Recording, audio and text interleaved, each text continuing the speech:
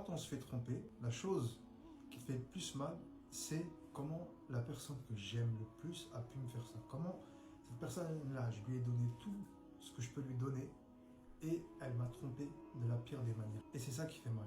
Et si tu es dans ce cas-là, tu es sur la bonne vidéo.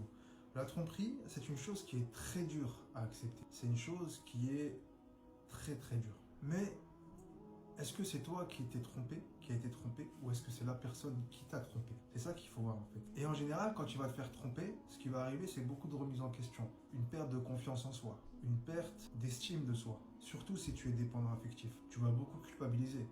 Tu vas limite te dire c'est de ma faute si il ou elle m'a trompé. Et moi, ce que je t'invite à faire, c'est de ne pas tomber dedans. C'est d'éviter justement cette culpabilité. Tu n'es pas en tort. Surtout si c'est une relation qui est halal. Surtout si tu es marié. La personne qui t'a trompé est en tort. Moi, ce que je t'invite à faire, c'est vraiment de ne pas culpabiliser. Tu vas me dire comment? Eh bien, ce n'est pas de ta faute. Parce que tout ne se règle pas, et même j'ai envie de te dire, rien ne se règle avec la tromperie. Rien ne se règle avec la tromperie. On ne trompe pas quelqu'un parce qu'il nous a fait du mal, ou parce qu'on ne veut plus de lui, ou parce que on a des envies, etc.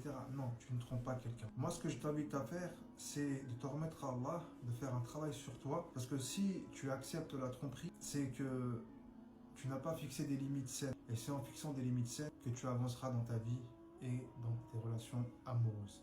Et ça, c'est ce que j'enseigne dans les accompagnements. Qu'Allah te facilite et t'apaise. La tromperie est une épreuve très dure, mais t'inquiète pas, tout passe, Allah l'a dit. Dis amin en commentaire. Wassalamu alaikum.